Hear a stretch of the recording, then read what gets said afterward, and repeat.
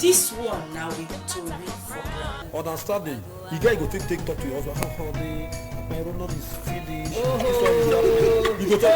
You get look every man get your own responsibility. You will get time talk. I'm not the politics we can't talk for here now. We can't talk within the for ground. This program one of the watch so you not get any political color as the matter be for ground and we be given a so.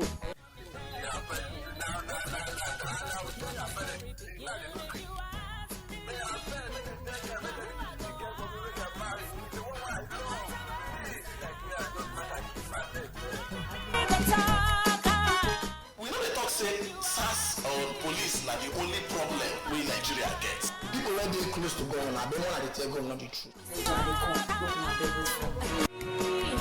The matter for ground. Now who I go ask?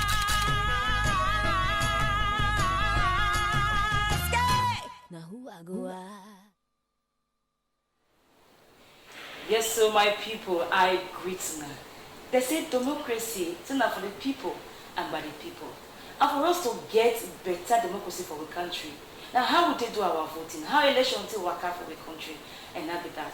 So for we to get better election, the process is very, very important. And for the process to better, the law will say guide this process.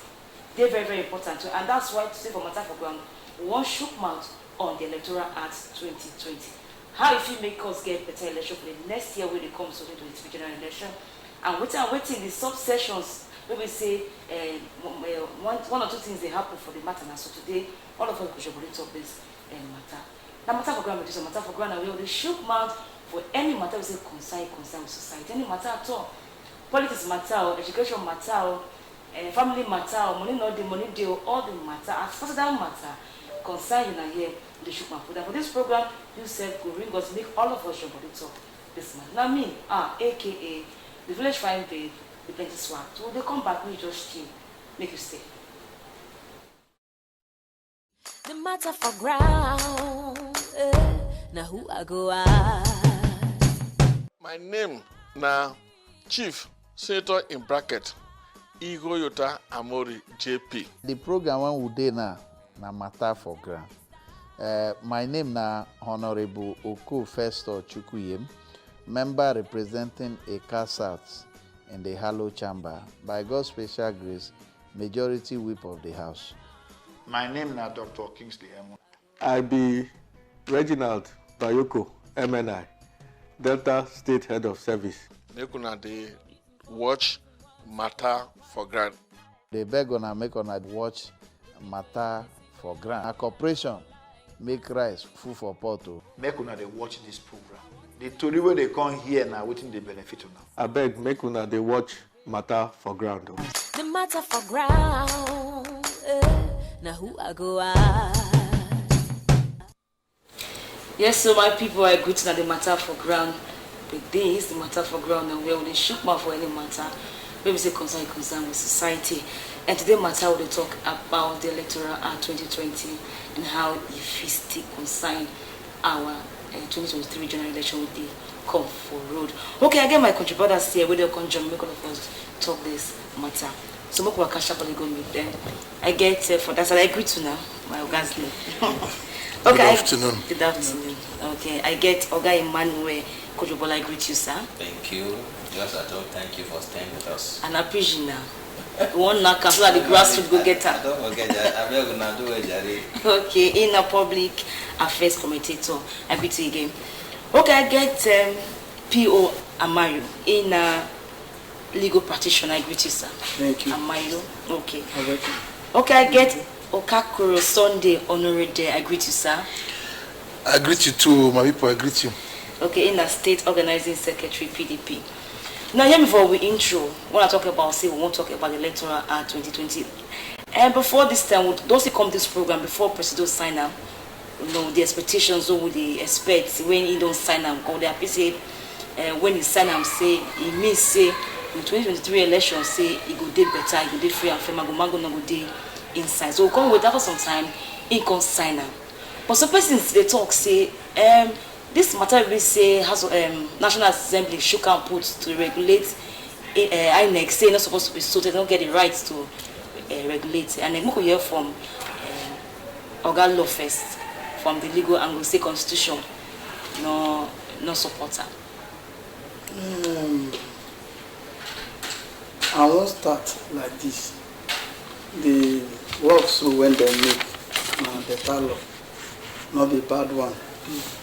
Only say for some areas when they the law get a CB, now I make all this kata the command. The constitution when be oga patapata of all the law when we get for Nigeria, it give power to the National Assembly to make laws for Nigeria when we dey where Nigeria people would follow. But that same constitution give other people right to say this thing now waiting on how they do, this one are waiting on not go fit do.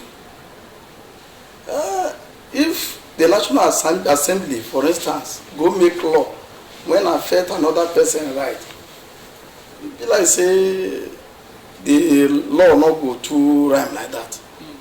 Then go get problem. People go get issues with the law. So you support those who they talk say, and I suppose regulate how they want to do the election, not consign the National Assembly. No, I not they support that one fully. Fully. I not they support that because the same constitution give National Assembly to make law, to even amend law when it's not good.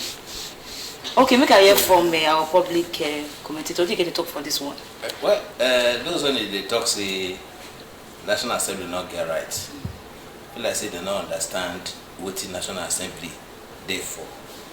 All of us vote for them. So, okay, we're gonna go Abuja. All of us know, for instance, me I come from Ughelli Federal Constituency, for instance. Then Delta Central Selected District. All of us from my place, not we just pack ourselves, go Abuja, say, now like this we want time. So we can't vote for some persons, make them lead us, make them go there. So this person, any law, when it be say it go affect me, go affect my people for at home, they will look and say, no, this one will affect us, so you know, it will make us like this. So from time to time, National Assembly go make law, just like the Constitution don't give them right. How INEC go waka, now the laws when all of us make, now go guide them. So if INEC do wetin not day in the law, now all of us go see go court, go shout, say, oh, INEC don't do this, INEC do. For instance, if INEC comes, okay, they won't do election for 12 midnight. How many of us go agree if they can't do it for 12 midnight? So National Assembly get the right, pata. Even the Constitution guarantee them to make law, to even change the law, where it will not go. So for that side, National Assembly, now their work that they do on our behalf, because now all of us that they represent there. So if you feel say the law not good, you make you take up that matter with the person when they represent you over there. Tell them, say, look, not only you go gather all your people. Because if only you go talk different, now talk different. Crisis don't start with that one. Start, okay. Okay, like now talks now for the election matter to better for all of us. Okay, make I meet the politician we did with us today now. You know, say when they sign out, like we talk, say we go happy, say people come happy, say this one will help the election when they come for ground, so better is will roll the mago they do for inside election no good day. And make I hear what you get to talk about how this signing so go to affect the general election before we begin to talk about the different sessions we want shook mouth put. Thank you very much. The first thing I want to talk is say the only body when they get the power to make law by the National Assembly. And when they make the law finish, the president now can't get the power to sign the law or sign the bill into law. And now, this is what we talk about, so this is Electoral Act Amendment of 2022. They don't sign up into law. So it don't become law when they guide the operation of election for this country. Now, the purpose of the law now to help clear some gray area for the operation of election for Nigeria. And if the law they sign so, INEC can't implement them properly the way it's supposed to be, it means say to rig election not go hard because the election rigging, the major problem they get with election rigging na the process wey they carry result from the various units they go the collation center. Now they stop people for road, they go hijack them, they go manipulate them. But with the way it be now, with the use of the beavers machine, when the law don't give power to, even if you thief the beavers machine before the election, the vote no count. If you go carry the result for road, you go write them to favor one person. They can't reach the collation center. Now waiting there for the beavers machine, then they will feel right for inside the result. So if it is where you use it properly, it means say it will make our election day better. And the vote where will the Christ into the count, come begin the count where for this country. So it means say, according to some person say before the present administration of Buhari, say one of the things they say they will do for us now to reform our electoral process. So it means they don't keep to that promise, agree? I not agree at all, say they keep to the promise. All of us see the drama when it happened for National Assembly. When they talk about the amendment of this section, when everybody wants me to amend, so which is the transmission of results through electronic means. They've been doing using card reader in 2015. The court say the card reader machine is not known to the law. Nigerians going to crash. Okay, make una put the electronic transmission of results for inside the law so that they're not going to try for court again. Nigerians cry so they use by force the National Assembly members when they led by the APC. They call say they discuss them. They discuss them. APC National Assembly members they throw them. They not agree when they put them for inside. That's the way everybody work for television. So they argue. So all the opposition National Assembly members for House of Rep come walk out of the debate. Say if now so we are going to agree. We are doing anything like. We will not concern us. They walk out of the place. And when they first carry the paper, go give president. You know the inside though. This issue of electronic transfer of results, you know the inside. As God will have it, president say no, may they go back. When people they cry, say what is the essence where they will take amend the electoral act. When we think Nigerians want not the inside, everybody begin to cry. So tell president say okay, make una go back, make una go do am, make it do well. They can't do am now, carry am back to them. So I not go fit talk say now wetin they won't do be that. This thing happen because Nigerians generally cry. So that what they want. So now by force they do am. Now by force. Not because they want you to. Now by force. I see say your smiles. I want to make you the smile like that. No, he's a politician. He will always. Na politician. Speak from that political angle. For me, like he say, in first talk. Now people they gather, say you go represent us for here. So what did they do for there? Now people now send them go do one. So not the only APC amend the law. Not the only PDP. Now the whole National Assembly now them do one. So waiting I see for there, be say the law good. It good, well. It go help matter for election when they come so. Okay. But you get one part where not too good. That part be like say they comot some people for party.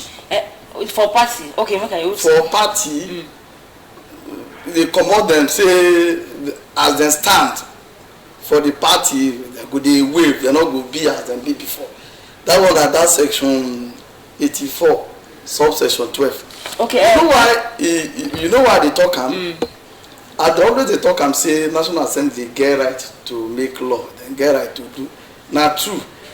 But you know say the constitution when be oga patapata of all the law give people power to go to join any political party so that their voice will be heard. Well, this matter they come barrister, because I know where you they go, because before now, like we talk, some people talk say na president sign them. They give us some time.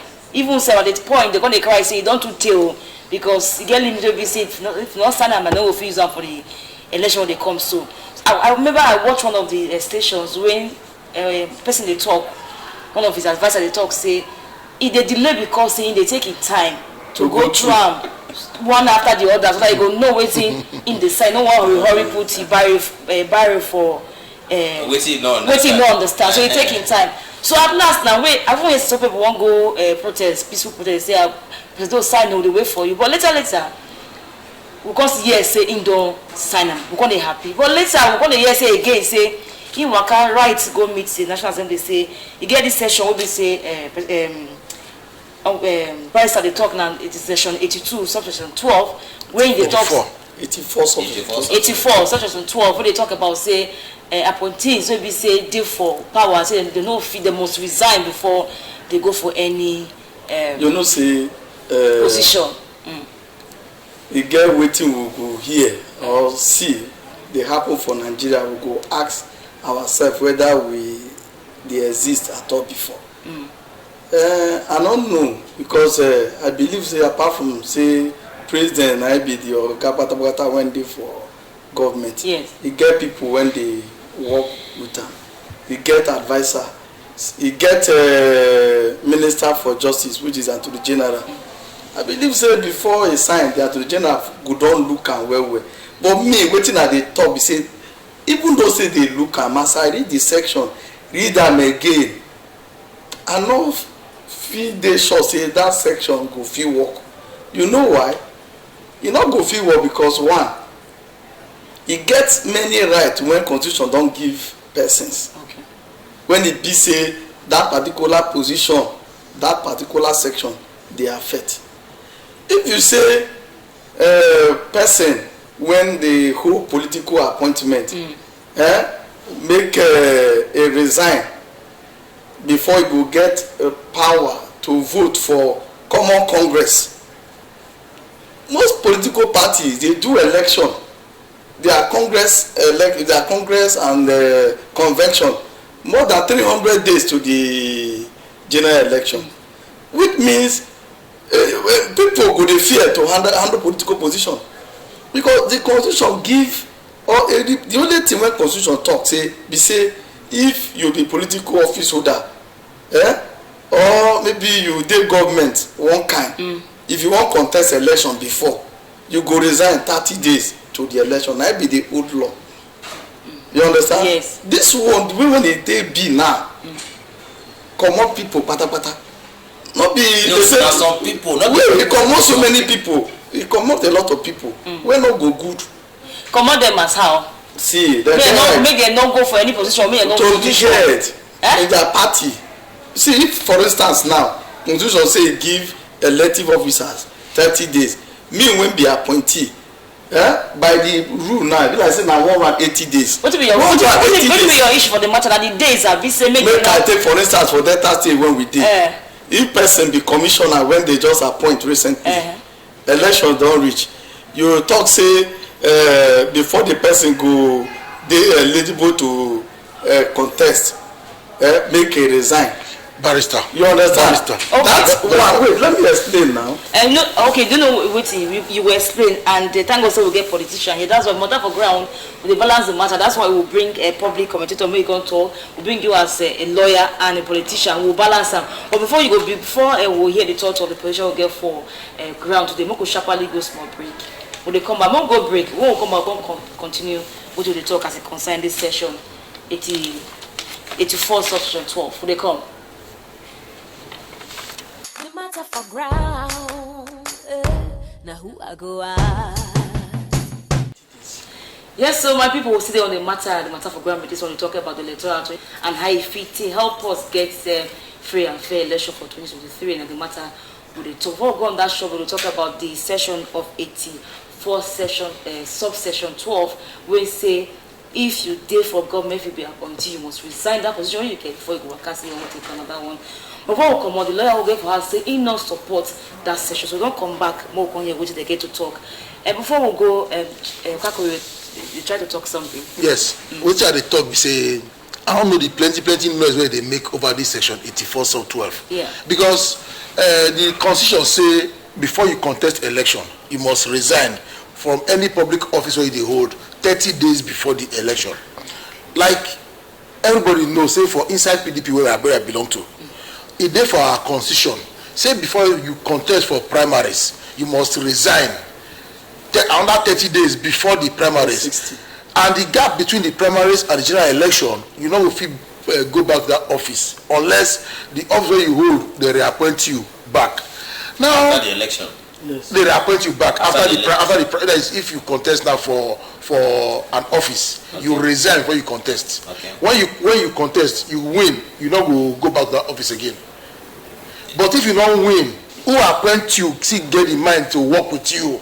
He gets there at liberty to appoint you back. Yes. But if you win the primaries, they don't feel appoint you back because you have to wait for the 30 days before the general election.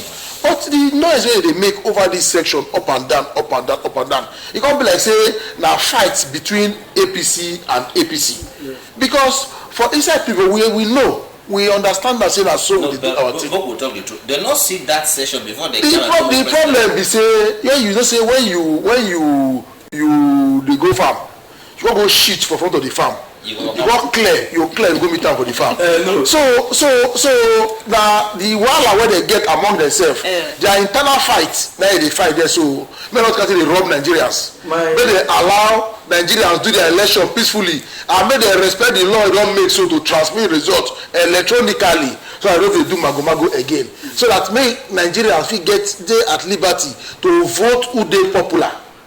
And make the person win. Not who they bring. Not who they bring. All their talks pass. But you know what they talk right from time. I dey try make I see things the way when it did. How you dey see am? Now they see am. They see am from the legal view. From the legal view. And sometimes this legal view they cause problem. The legal view they cause problem. I not see any. Like I talk for the beginning say when we do election in 2014, yes. INEC because the powers where constitution give them say they fit determine the mode of their election. They came up with this card reader machine. Yes. Say the card reader machine go help them do accreditation. Suddenly the legal view so come talk say the card reader machine is not known to law. You can't make many people they feel say the right to vote. So the legal view they cause problem. When for instance now people like us dey Okpana won't go vote for a place like Ozigwe. I supposed to go vote there, but when you go waka they go now there's some people go stop you for to say you know say there's a shutdown. To all those on a part of lawyers supposed to see all those kind of small problems. The problem is you not complain. You know what thing they happen. If a man say okay I get right, I won't sleep, make my right pass me. Nobody go talk for you. I know. The problem is all this is too much talk. All this katakata when they talk now, when they see waiting they cause am. Waiting you supposed do first, you not do one. You go they do another thing. If they no say they won't change anything, they go first of all change the position of the constitution. On that section, the same law, the same constitution, on section 84:12, and they have amended the constitution severally. On section 84:12, okay, section 84:12, he not get any wahala when he get to the constitution. The constitution spell am out say for you to contest election, you must resign 30 days. Just let me. You must resign before you go contest election. Now, when they talk now for section 84:12, say if you want contest for primaries, say you go still resign before you contest for the election. Which now the many days? The team say many days. Wait to make a finish now. It is ordinarily that is the right thing to do because if you don't resign, how many times the person get right to participate in the party? If you don't resign, it will give you undue advantage. So okay, because one of the reasons what they give when they say they command that session for. Me, I don't be appoint you. Wait, now not be you about you now.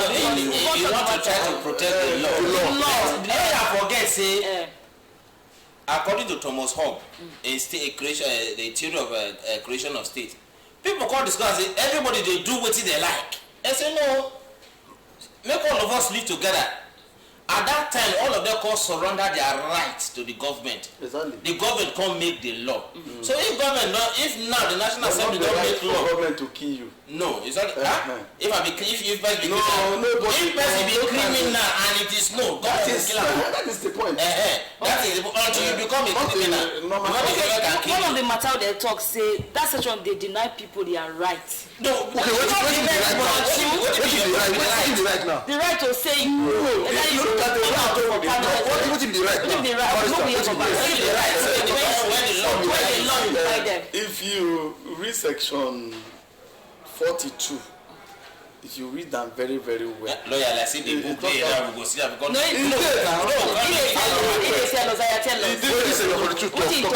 talk about discrimination. You know, say people get right, make you not discriminate them by way of restricting them from participating fully. They're not saying restrict them not. They're not restricted. What's they pay lawyer for? Look at it. Wait. See, this thing where we talk, the constitution, they everywhere. Tell us. If, for instance, an elected person when they elect for office, go feed day, vote for himself, do anything. Because wait now, whether I get ten or not, is a citizen of Nigeria. Waiting go deprive person where they give appointment. No, the two scenarios are two different things. That one. Look at from this angle. Okay. If we follow that line of argument when you follow so, we can't say okay, Delta State Senator Dr. Fano Kowa, because you won't contest for Senate 3 days or let's say 30 days before the end. Wait for the, I won't give you instance now. Because you won't contest to and the same constitution don't tell us say the man now 4 years. 4 years I get. Or you go feel renew 8 years. So the man don't do 3 years and maybe 9 months. Then you can't tell the man say as a matter of fact because you won't contest another election no make you resign. So the man can't resign. The deputy governor can't resign. Okay, Sunday government house. Okay. Nobody go there. Why not go fill everything? Make I ask you now. If I ask you, waiting the inclusion of this particular section. Yes. You waiting you think say you go do to make election better for Nigeria now. Wetin he go do say he go make give everybody the correct election level playing ground two advantage level playing ground because if for example now forget say when government give appointment but being get company don't need the company Barrister Mayo you be lawyer you get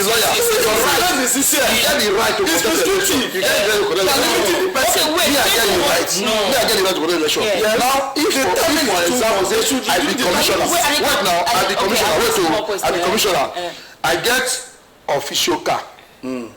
I dey get salary from government.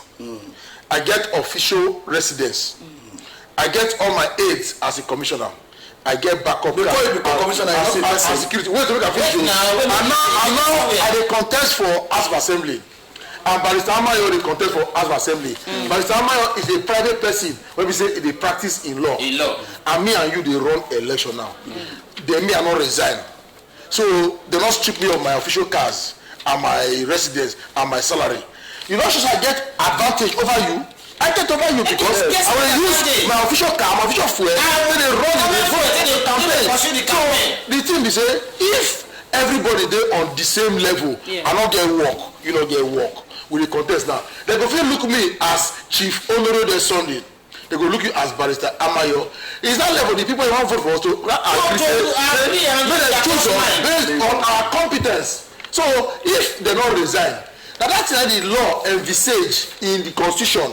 Look when our party constitution envisage when today now the National Assembly don't see say may they go impute into the law to cover everybody. My position now. Your problem is it now the timing say it too.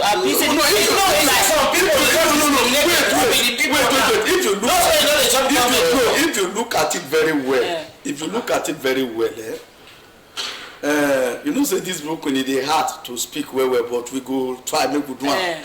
The thing be say, if you see the constitution the way when they take draft am, constitution they like give everybody some kind of equal right. Make it not be say e get some persons when then they discriminate, e get people when they allow. You understand? Now, if you look at that section well,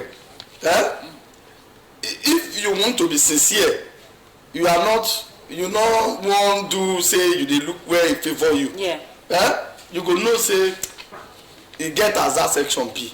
Whether we like it or not, there's a cure to it. You be lawyer.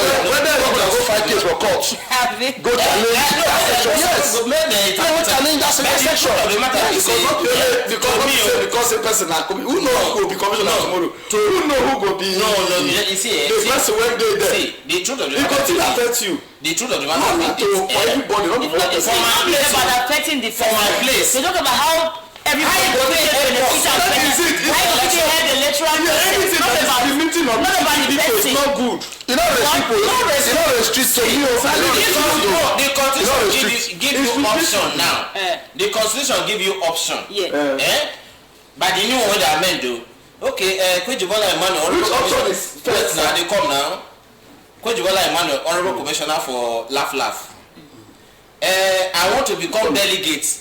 Who will become a flag bearer for Pangolo political party. The normal thing when the law don't talk now be say, Kwejibola, for you to do that to choose whether that work you want to do or you want to remain as commissioner for Laugh. So the thing that be say now my choice.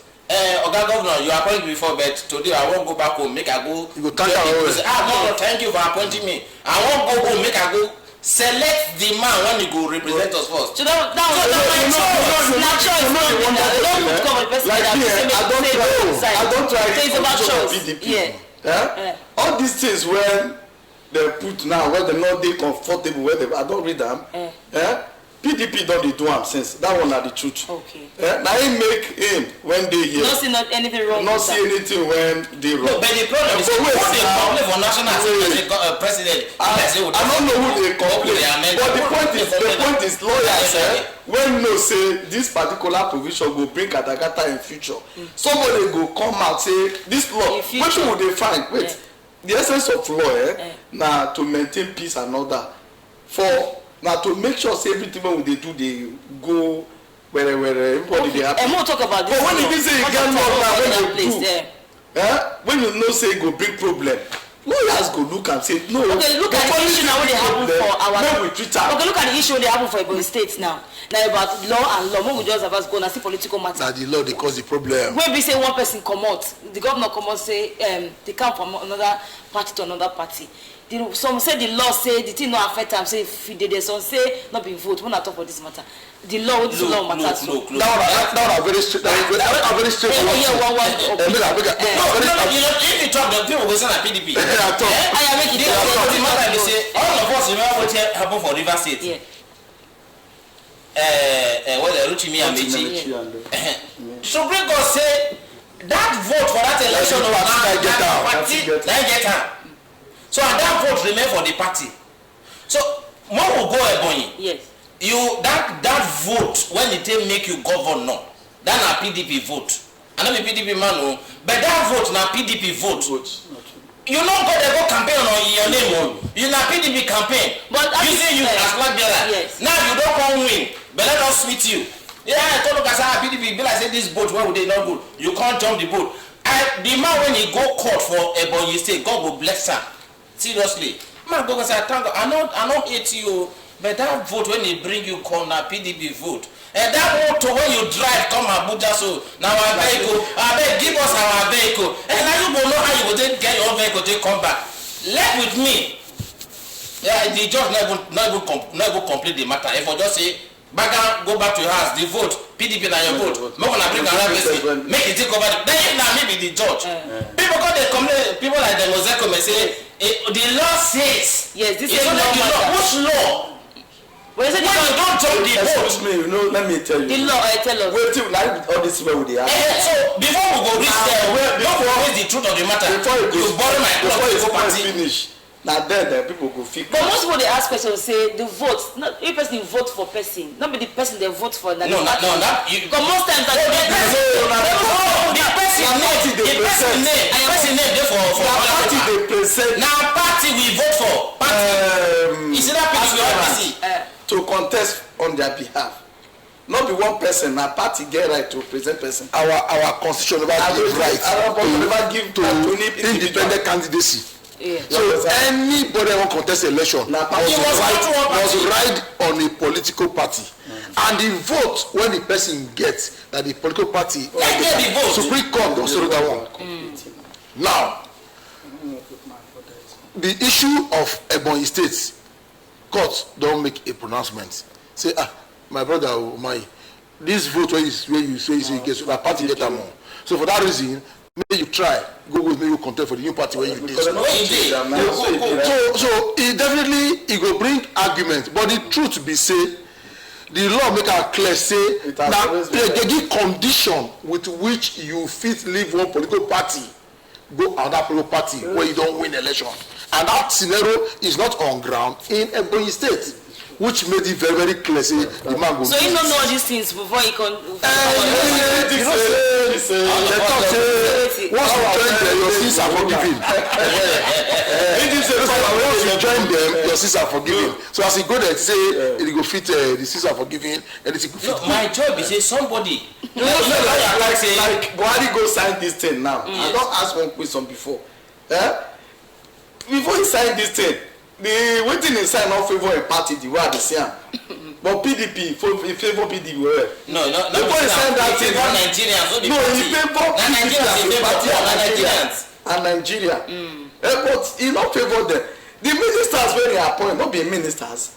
All the special advisors when they advise on legal and whatever matter, are they not his appointees? They suppose see him. No, it's the law. Wait. Now because that law now get problem. It gets some. I don't agree at all. They say they do it because of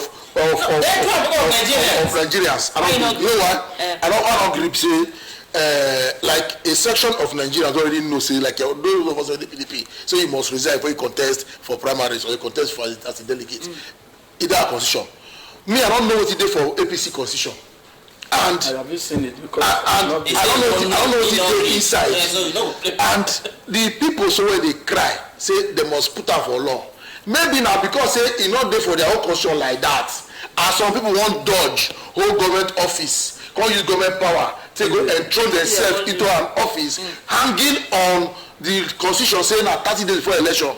So that you don't you smuggle yourself to get ticket finish using the approach of your office before the general election go reach. Okay. Well, when they talk this matter, now just like I talk when you from my intro say it's about democracy, they say for the people, by the people say now waiting go benefit the people. All of us. Now we go look for this matter. Okay, sharply we will go break, we will come back, we will talk more on different sessions. We say we need to shoot my put. But this issue of the campaign, I'm we will talk on the own because the matter.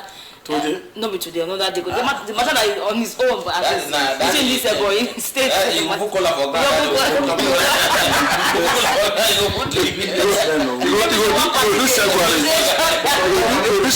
Everybody went there. Me, I be PDP man. Okay. I'm not the APC. You know. Okay. So you go pay for that. Okay, we'll come back and talk more on the matters concerned here. Electoral 2020. Will they come? Now who I go My name na Chief Senator in bracket Igoyota Amori JP. The program one we dey na matter for ground. My name na Honorable.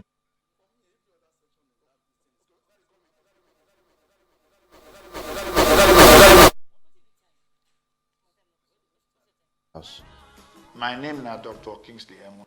I be Reginald Bayoko, MNI, Delta State Head of Service. Make una dey watch matter for ground. They beg una make una watch matter for ground. A corporation make rice full for pot. Make una dey watch this program. The tori wey dey come here na wetin dey benefit una. Abeg make una dey watch matter for ground. The matter for ground. Now who I go at? Okay, my people, see there for the matter for ground now, where we shoot for matter will say concern everybody. And we talk about the Electoral 2022, and we don't talk about the session 84, session 12, where now choose say they start some persons, right to either resign or to even go for another appointments or position for the matter. Okay, I get my brother say wake on day or the day following to this matter. I get P.O. Amayo in a legal practitioner, equity yoga.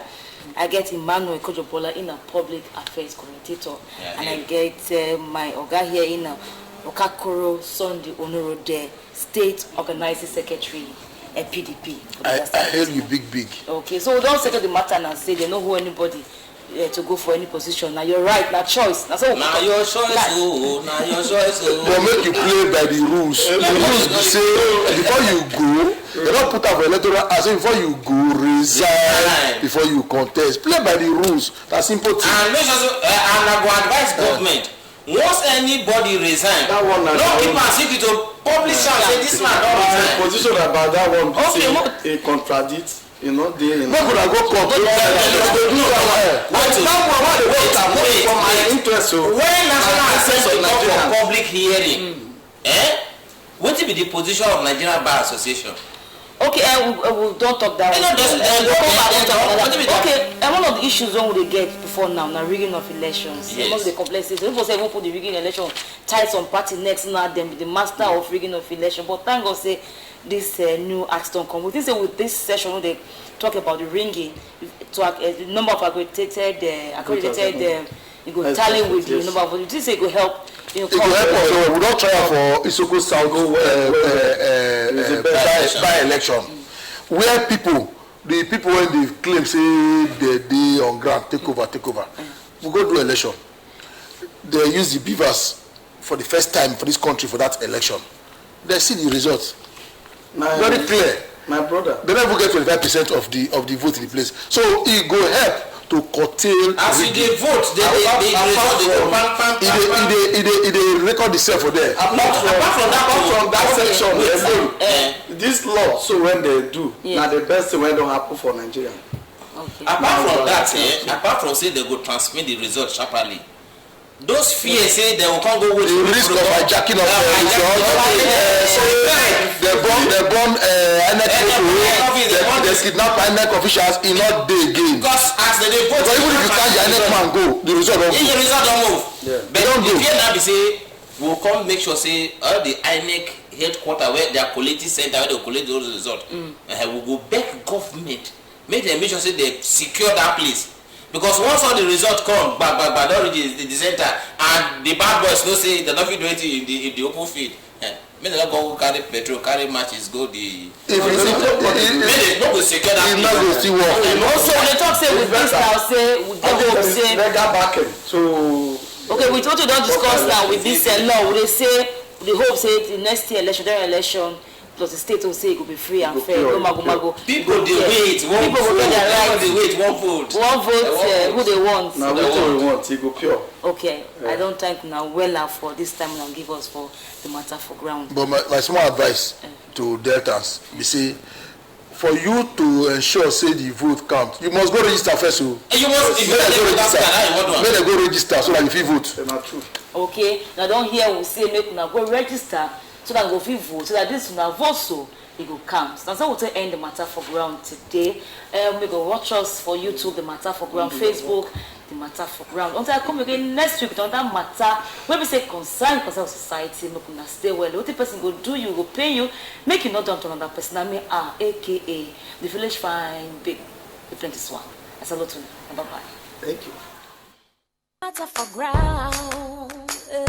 Now who I go at? My name na Chief Senator in bracket Igoyota Amori JP. The program one we dey na matter for ground. My name na Honorable Oku Festo Chukuyem, member representing Eka South in the Hollow Chamber. By God's special grace, majority whip of the House. My name na Dr. Kingsley Emo. I be Reginald Bayoko, MNI. Delta State Head of Service. Make una dey watch matter for ground. They beg una make una watch matter for ground. A corporation make rice full for pot o. Make una dey watch this program. The tori wey dey come here na wetin dey benefit una. Abeg, make una dey watch matter for ground. The matter for ground. Now who I go